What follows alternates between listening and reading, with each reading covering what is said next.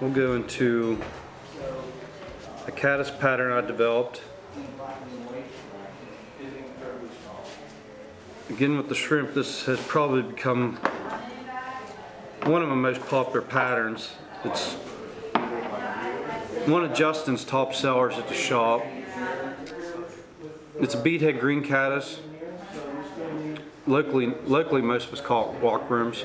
You can tie them with or without a bead. They're just as effective. I like the beaded version myself.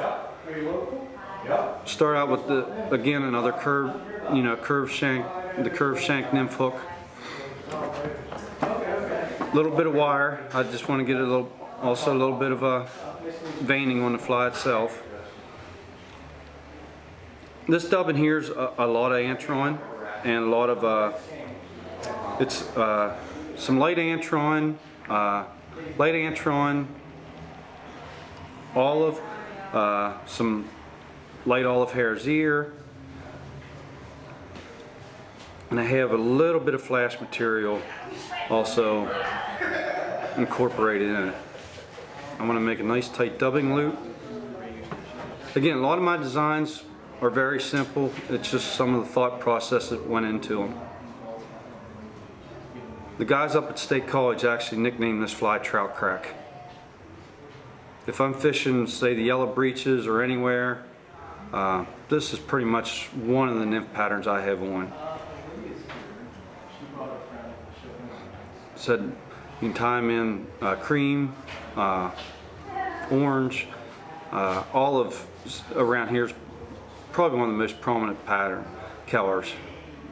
With a size 14, I normally make 7 wraps to give it that ribbing effect. Now, probably the most important part, and I love in my dubbings. If you look at my dubbings, I love the natural effects of squirrel. I love the movement I get out of it, and also like the color of it. But a lot of people, sometimes they've seen this pattern when I've not tied it and they go, what hackle you use? I was like, that's not hackle. Lefty Cray thought it was a really neat way I'd put this dubbing. If you can obviously see, I'm not even making a loop out of that. I could take my fingertip, flick it, and that dubbing's gonna fly off. What I get out of it at the end result is a big flare. It's very loose. I'll start actually forward with this. This is a fox squirrel. You can already see the prickliness getting out of it. I'll wrap backwards.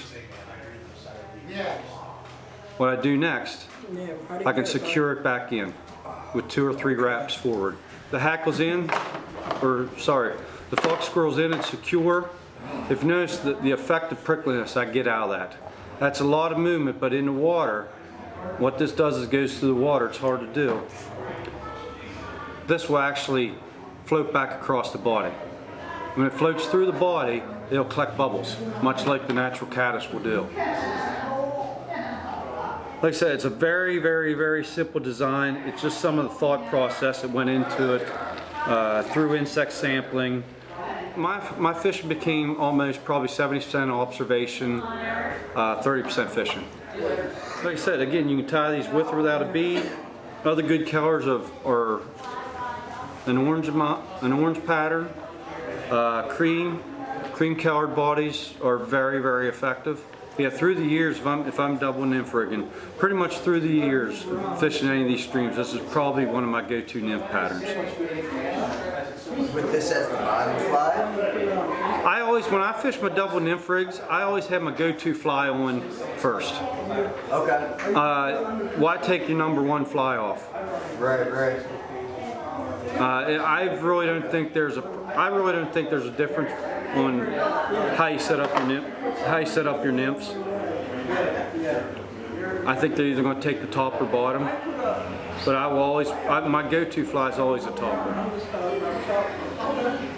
Okay.